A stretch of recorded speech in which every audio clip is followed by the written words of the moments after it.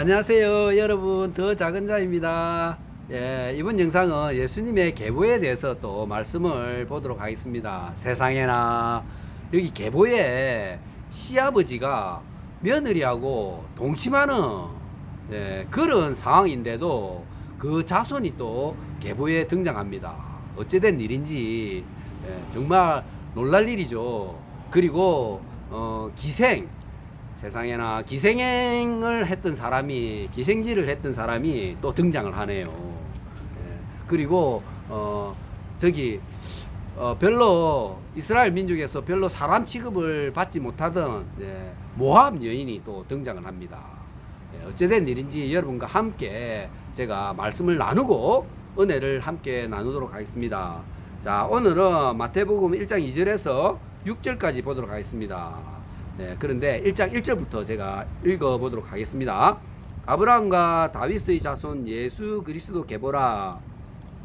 아브라함이 이삭을 낳고 이삭은 야곱을 낳고 야곱은 유다와 그 형제를 낳고 유다는 다말에게서 베레스와 세라를 낳고 베레스는 헤스론을 낳고 헤스론은 라함을 낳고 라함은 아비나답을 낳고 아미나답은 나손을 낳고 나손은 살몬을 낳고 살몬은 라합에게서 보아스를 낳고 보아스는 루스에게서 오벳을 낳고 오벳은 이새를 낳고 이새는 다윗 왕을 낳으니라.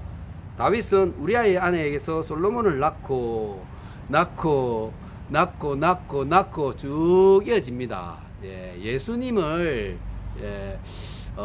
낳기 위해서 이러한 낳고가 되었지요. 제가 말씀드린 대로 1장 1절에 예수 그리스도의 계보라, 그리고 1장 16절에 또 등장합니다. 그리스도라 칭하는 예수가 나시니라. 그리고 1장 17절에 그리스도까지 14대더라. 복음의 핵심은 예수 그리스도입니다. 이 세상의 주인도 예수 그리스도입니다. 이 세상을 이끌어 가시는 분도 예수 그리스도입니다. 낳고 소망을 낳는 거죠. 소망. 우리의 소망은 예수 그리스도입니다. 전 세계의 사람들이 지금 살아가는데 예수님과 관련 없이 살아가는 사람들도 많은데 엄청 많죠. 그 사람의 소망도 예수 그리스도입니다. 집안에 문제가 있습니까? 예수 그리스도가 답입니다. 사회에 문제가 있습니까? 예수 그리스도가 답입니다. 정치, 경제, 문화 모든 방면의 역사, 모든 방면의 문제점의 해결책은 바로 예수 그리스도입니다. 그러니까 이 계보가 얼마나 중요한지 처음 듣는 분은, 처음 성경을 보는 분과 함께 굉장히 지루하게 느낄 수 있어요. 그런데 성경을 보고 또 보고 하면은 그게 깊은 의미가 있는 것을 느낄 수가 있습니다. 자, 일단 1장 2절에서 6절까지 여러분들이 그냥 아시라고 제가 알아온 것을 알려드리도록 하겠습니다. 여기서 헤스론은 라함을 낳고라고 하는데 라함은 구약 성경에 기록되지 않습니다. 이름을 찾아볼 수가 없어요, 구약 성경에는. 그런데 신약에는 이렇게 라함이 등장합니다. 그리고 여기 보면은 아미나답을 낳고 아미나답은 라손을 낳고라고 하는데, 이 아미나답은 라손을 낳고 할 때 아미나답은 구약에서는 암미나답이라고 또 표기를 하고 있어요. 아마 발음이 조금 한국식으로 하다 보니까 조금 다르게 표현한 것 같은데 그런 게 있고, 또 나손은 살몬을 낳고라고 하는데 살몬을 또 구약에서는 살마라고 이렇게 또 표현을 하고 있습니다. 그거 참조하시고요. 특별히 여러분들이 아미나답은 어느 때인가 그러면은, 제가 중간에 있는 사람을 얘기했는데 어느 때인가 그러면은 이스라엘 백성이 출애굽, 애굽을 떠나서 출애굽할 때 모세가 등장하잖아요. 모세의 형인 아론이죠. 그 아론의 장인이 여기 아미나답입니다. 그리고 아미나답은 나손을 낳고 이러니까 나손은 자연스럽게 아론의 처남인 거죠. 그렇게 시대적 흐름이 있다라고 말씀을 드리고, 1장 2절에서 보면은 아브라함은 이삭을 낳고 이삭은 야곱을 낳고 야곱은 유다와 그 형제를 낳고라고 하는데, 구약을 보면은 아브라함 시대에 아브라함이 하나님이고 이삭 시대에는 아브라함과 이삭의 하나님이고, 그리고 야곱 시대에는 아브라함과 이삭과 야곱의 하나님이라고 그렇게 표현합니다. 왜 그런가 그러면은 이 계보와 연결이 돼 있다고 할 수도 있고, 그리고 하나님은 죽은 자의 하나님이 아니라 지금 살고 있는 산자의 하나님이라는 것을 드러내는 거죠. 살아계신 하나님, 우리가 살아있기 때문에 살아계신 하나님을 찾고 믿고 의지하는 게 사람으로서 해야 될 본분이라고 보시면 될 것 같습니다. 그리고 야곱은 유다와 그 형제를 낳고라고 되어 있습니다. 유다를 만났다고 안 하고 그 형제를 낳았다고 하는 거는 여러분들이 구약을 아시면은 쉽게 이해를 하실 건데, 이거는 12지파, 구약에서 이스라엘 그 나라 민족을 이루는 12지파를 구성하는 유다와 그 형제들입니다. 그랬는데 하나의 의문점은 요셉은 왜 등장하지 않는가? 요셉은 왜 등장하지 않을까요, 여러분? 요셉처럼 이렇게 하나님과 동행하면서 산 사람이 그렇게 많지 않아요. 많지 않습니다. 요셉은 왜 그런가 그러면은 더 작은 자가 생각해 볼 때는 요셉은 예수님을 너무나 많이 닮았기 때문입니다. 요셉은 성령 충만한 사람이었어요. 그걸 어떻게 알 수 있는가 그러면은 요셉이 어릴 때 꿈을 꾸잖아요. 꿈을 꾸는데 곡식단이 절을 하는 거, 뭐 미래에 일어날 일을 꿈으로써 이렇게, 그리고 하늘의 별과 달이 또 자기한테 그렇게 하는 거, 그거를 형제들한테 얘기하는 그런 장면이 등장합니다. 어떻게 해서 성령이 사람인가? 마지막 날에 내가 나의 영으로 모든 백성에게 부어주리라. 아시겠죠?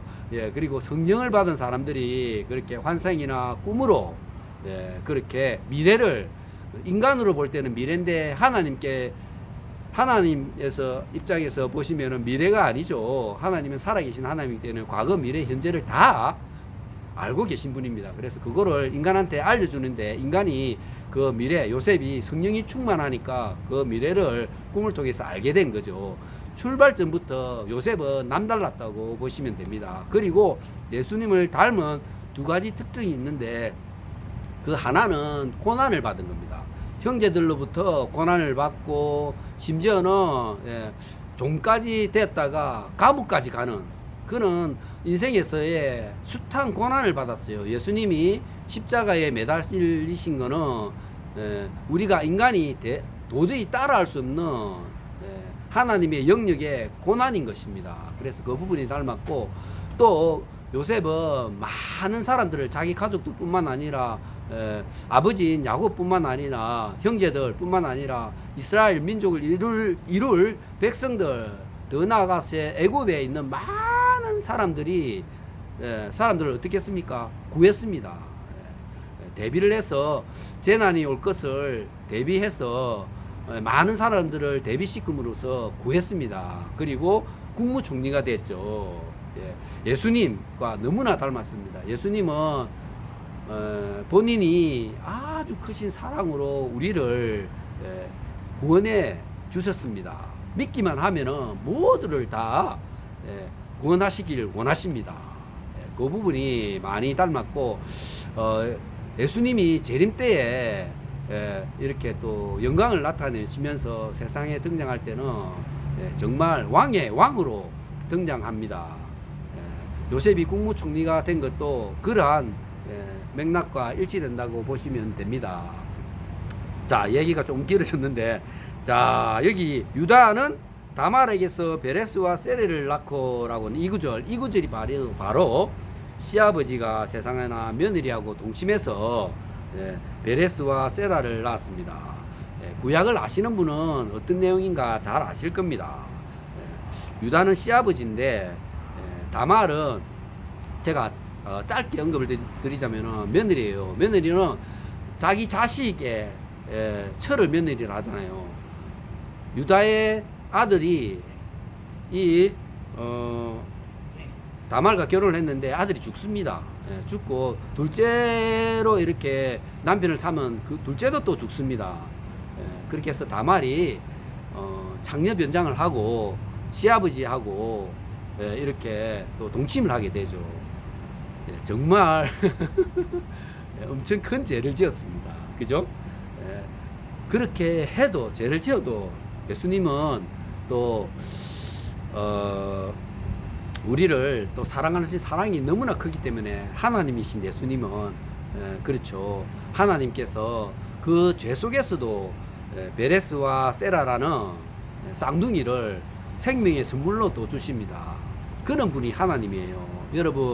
여러분의 죄가 아무리 진홍같이 붉을지라도 아무리 죄가 크더라도 아무리 죄가 악하고 그렇다 하더라도 저도 허물이 많은 사람이고 죄를 짓는 사람입니다.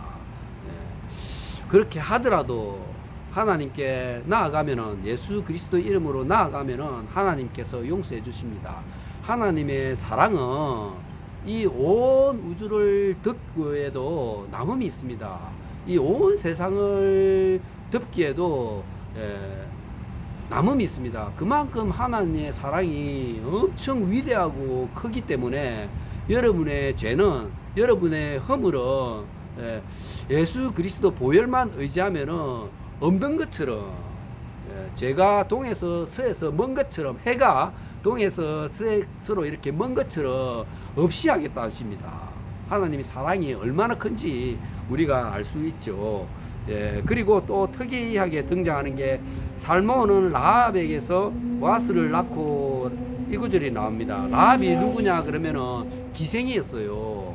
이게 시대가 어느 시대냐 그러면은 요수아가 광야에서 가나안을 들어갈 때 정탐을 하게 됩니다. 정탐꾼 2명을 보내는데 여기에 라합은 그 여리고 성에 있는 기생이었어요. 기생이었는데, 기생이라면 여러분 좋은 직업이 아니죠.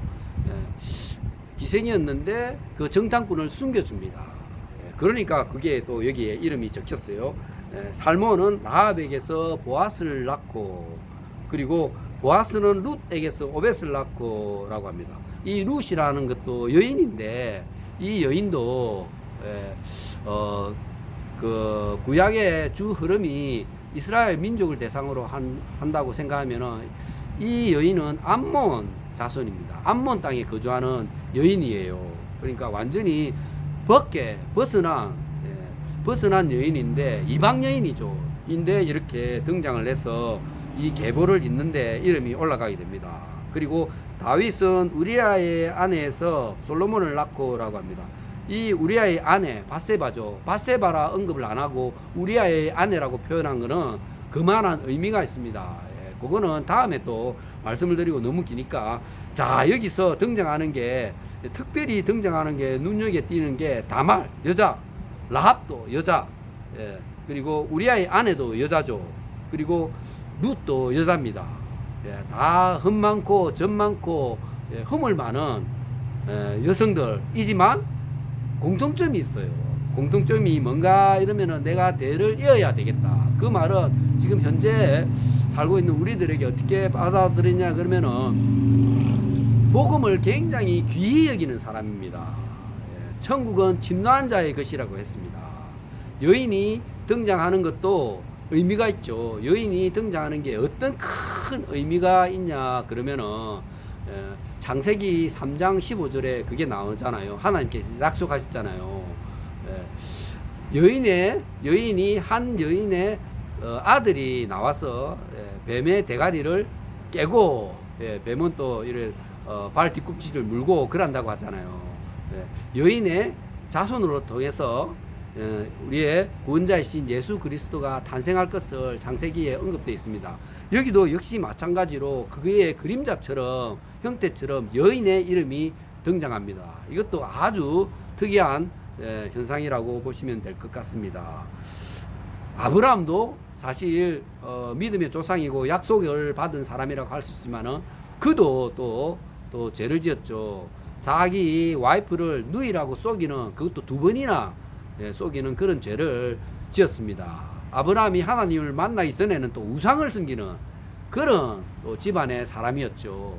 그러니까 여러분, 우리가 의로워서 착한 일을 많이 해서 예수 그리스도를 믿는 것이 아닙니다. 우리가 죄인이기 때문에, 우리가 부족하기 때문에, 우리가 흠 많고 점 많은, 허물 많은 그런 사람이기 때문에 온전하신 하나님의 사랑, 온전하신 하나님이신 우리 주 예수 그리스도를 믿는 것입니다. 예수님이 자기 몸을 찢고 피 흘리고 돌아가셨기 때문에 하나님의 큰 사랑이 거기에 있기 때문에 우리가 그걸 믿음으로써 하나님의 자녀가 되는 권세를 얻었다고 보시면 됩니다. 낳고 바로 이 계보에서 예수님을 기다리는 소망을 또 표현하고 있습니다. 소망이신 예수님, 우리 이 시대에 살고 있는 우리의 지금 오실 예수님을 바라보는 하나님의 계보, 하나님의 자녀들은 바로 예수 그리스도를 여전히, 오실 예수 그리스도를 여전히 기다리고 소망하고 있습니다. 이 시대의 소망은 예수 그리스도입니다. 집안에 문제가 있습니까? 예수 그리스도가 답입니다. 사회에 문제가 있습니까? 예수 그리스도가 답입니다. 정치, 경제, 군사, 문화, 역사 모든 영역에서의 답은 오직 예수 그리스도입니다. 예수 그리스도 안에 모든 해결책이 포함되어 있습니다. 자, 그리고 마지막으로 제가 강조하고 싶은 게 뭔가 그러면은, 유다는 다말에게서 베레스와 세라를 낳고라고 했습니다. 이게 하나님의 말씀이란 게 참 특이해요.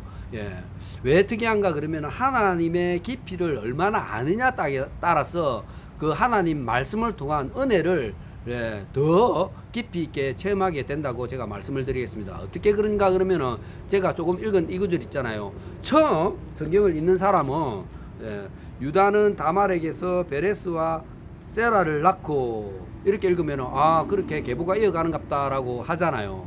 그런데 성경을 많이 읽고 구약을, 그 내용을 잘 아는 사람은 다시 이 성경 구절을 읽으면 어떻게 느껴질까요? 맞다, 이 사람들이 시아버지와 며느리인데도 하나님 계보에 떡하니 있구나. 내 죄가 아무리 크더라도, 크게 느껴질더라도 하나님의 사랑은 훨씬 더 크구나. 그거를 느낄 수가 있죠. 여러분들 성경을 읽으면 읽을수록 그만큼 하나님의 사랑이 얼마나 큰지, 하나님의 모습이 얼마나 거룩하고 위대한지, 그리고 예수님의 사랑이 얼마나 뜨겁고 정말 실질적인 사랑인지 여러분들이 아시게 될 것입니다. 오늘 영상은 여기까지입니다. 감사합니다. 여러분, 더 작은 자였습니다.